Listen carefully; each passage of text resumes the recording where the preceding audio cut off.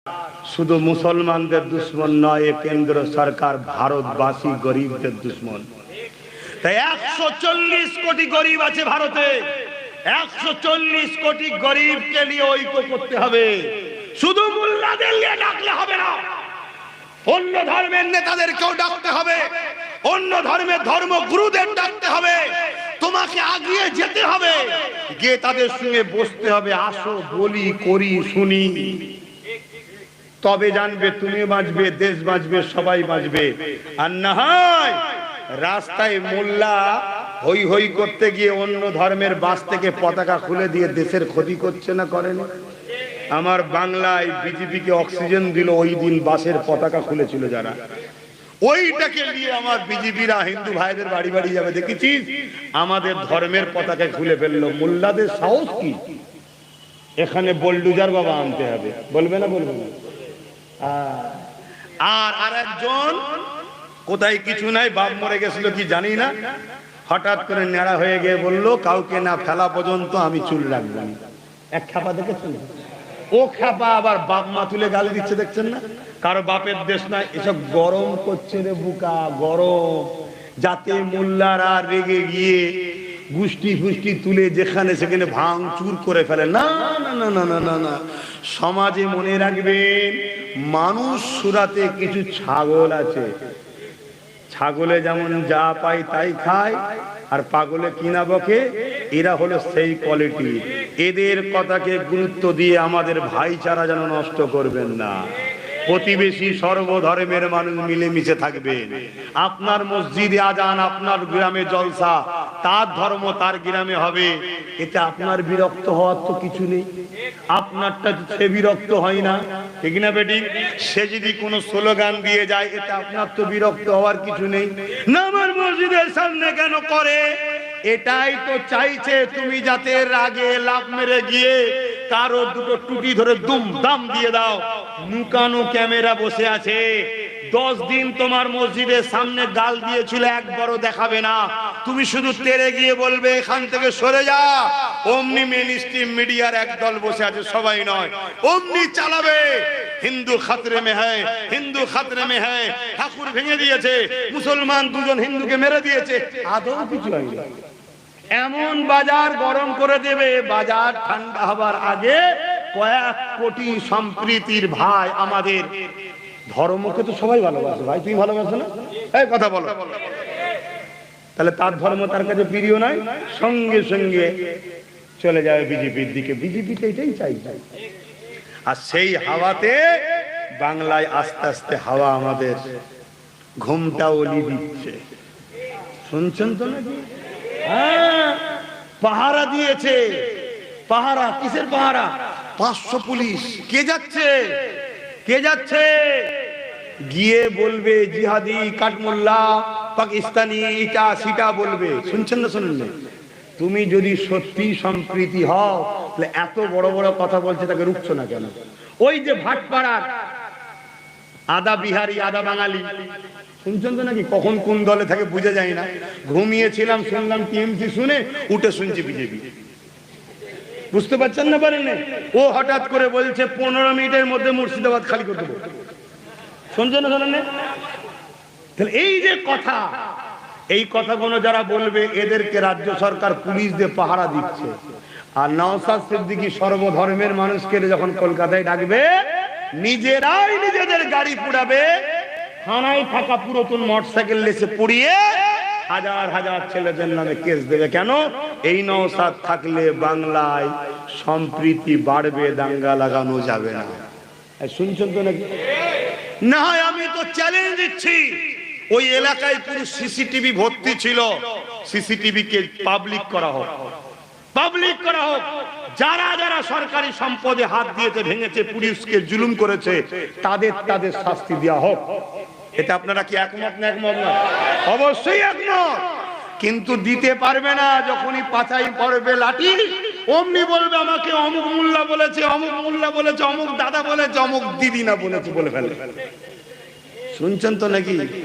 আরে বাবা, যেভাবে মুসলমানের মসজিদে শুকরের মাংস রাখা হয়, হিন্দু ভাইদের মন্দিরে গরুর মাথা রেখে সমাজে অশান্তি করা হয়, ঠিক সেরকমই চলছে।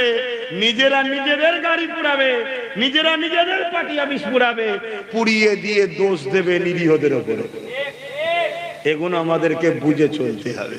তো যাক, একটু বীজখানে এলো, একটু বলে ফেললাম। কারো ব্যথা হলো নাকি? কমিটির অসুবিধা হলো? হ্যাঁ, কারো যদি অসুবিধে হয় বাপ, আমার কাছে স্পষ্ট কথা, আমায় দাওয়াত করবেন না, আমার মাহফিলে যাবেন না। ক্লিয়ার কথা বলছি, কেন আমি বলবো, অন্যায় দেখলে বলবো, অন্যায় দেখলে 100 বার বলবো। তাতে তোমার যদি পছন্দ হয় যাবে, না পছন্দ হয় যাবে না, পছন্দ হয় দাওয়াত করবে, না পছন্দ হয় করবে না।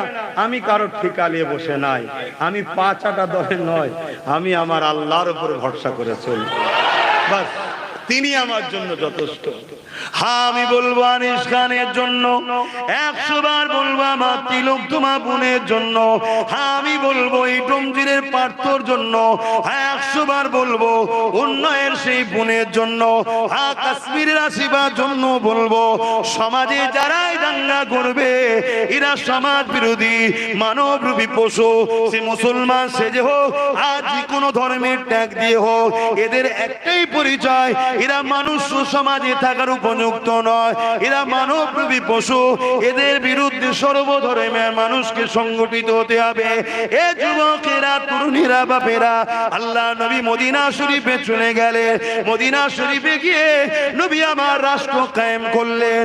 কোন কিতাবে আছে মদিনায় যখন রাসূল রাষ্ট্র কায়েম করছে, ওই সময় মদিনার জমিনে ইহুদি ছিল হলো 60 থেকে 70%। ইহুদি ছিল কত?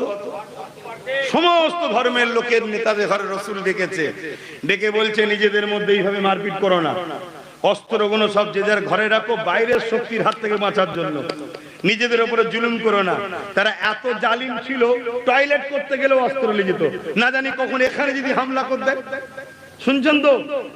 সেই লোকগুলোকে নবী এক জায়গায় করছে, তার মধ্যে 60-70% ছিল ইহুদি, আগুন পূজারী, মূর্তি পূজারী, হাজারো খ্রিস্টান, হাজারো ধর্মের লোক, আর মাত্র গুটি কতক লোক সবাই ইসলাম এনেছে।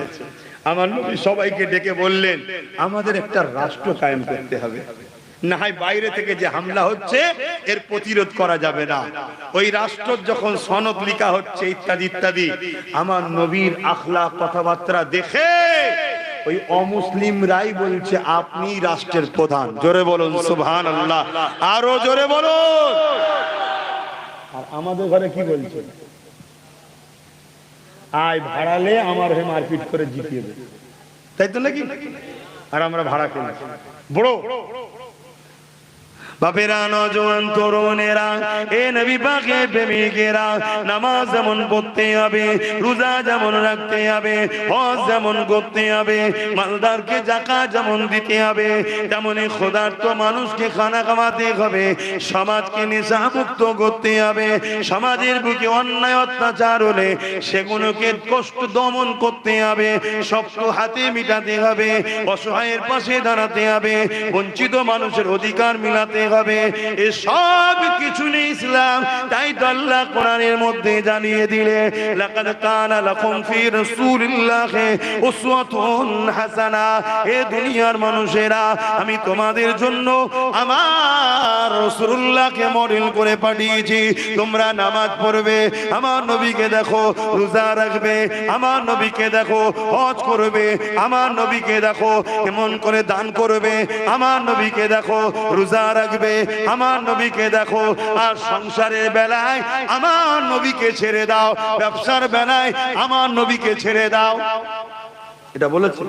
তোমরা রাজনীতি করবে, আমার নবীকে বাদ দিয়ে সুদখোর, ঘুষখোর, মাতাল, চরিত্রহীন, সমাজ বিরোধীকে দেখে রাজনীতি করো। তাহলে আমরা সেটাই তো করছি।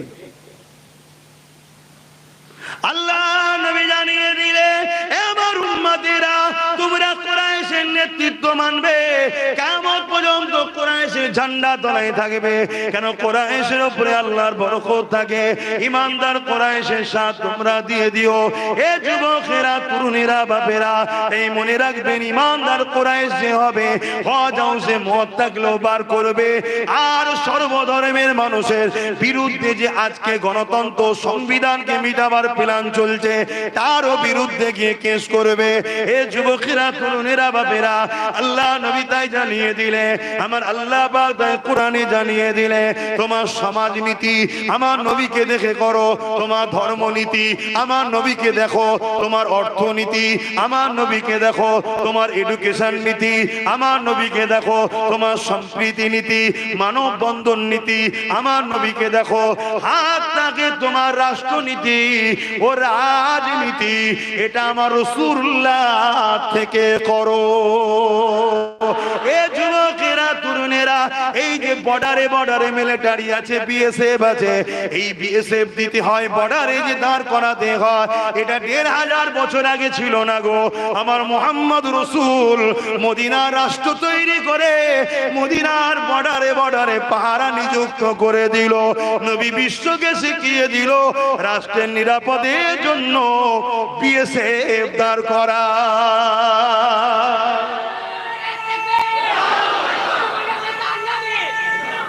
আল্লাহু আকবার। শুনছেন তো নাকি? আমার নবী সিস্টেম শিখিয়েছে না শিখাইলে? আমার নবী আইন ব্যবস্থা শিখিয়েছে, আমার নবী অর্থনীতির ব্যবস্থা শিখিয়েছে, আমার নবী বিচার ব্যবস্থা শিখিয়েছে, আমার নবী ইনসাফ করা শিখিয়েছে। একদিন আমার নবী মদিনার রাষ্ট্রপ্রধান হয়ে সিংহাসনে বসে আছে, রাষ্ট্র কাজ চালাচ্ছে। ঠিক এমন সময় এক ইহুদি আর একজন মুসলমান আগিয়ে চলে এলো, এমন করে একটা বিচার নিয়ে আসলো। কি বিচার? একটা ঘোড়াকে দুজনা বলছে আমার, ইহুদি বলছে আমার, মুসলমানও বলছে আমার। এই বিচারটা নিয়েই আমার রাসূলুল্লাহ দরবারে এলো। এ যুবকেরা, তরুণেরা, বাপেরা, এমনি ইতিহাসের পাতায় সর্বধর্মের ধর্মগুরুরা, সর্বধর্মের মহাপণ্ডিতেরা, সর্বধর্মের বিশ্ব পণ্ডিতেরা এমনি আমার রাসূলকে সর্বকালের সর্বশ্রেষ্ঠ সাকসেল মহানায়ক বলতে বাধ্য হয়নি।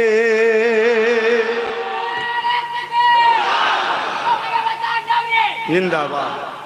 সর্বধর্মের সমস্ত পণ্ডিতরা বলতে বাধ্য হয়েছে মুহাম্মদ রাসূল হলেন সর্বকালের সর্বশ্রেষ্ঠ সাকসেসফুল নেতা। জোরে বলুন সুবহানাল্লাহ। এমনি বদ্ধ হয় না, আমরা না হয় বলবো আমাদের নবী। সর্বধর্মের বড় বড় পণ্ডিতরা তারা বলতে বাধ্য হয়েছে। এমনকি যারা আমার রাসূলকে রিসার্চ করেছে 5 বছর, 10 বছর, 20 বছর, 30 বছর, 40 বছর, তারা পরে গিয়ে আমার রাসূলকে নবী বলে মানতে বাধ্য হয়েছে। প্রেমের কাছে দুর্বল হয়ে গেছে। জোরে বলুন সুবহানাল্লাহ। কেন? তার একটা ছোট্ট নমুনা বলে গেছে, হাজারো নমুনা আছে। কি? ইহুদি বলছে ঘোড়া আমার, মুসলমান বলছে ঘোড়া আমার। আল্লাহর নবী বললেন দলিল দাও, তোমার ঘোড়া তোমার পক্ষে প্রমাণ দাও। শুনছেন তো নাকি? আর এখন তো প্রমাণ লুটপাট হয়, লুটপাট।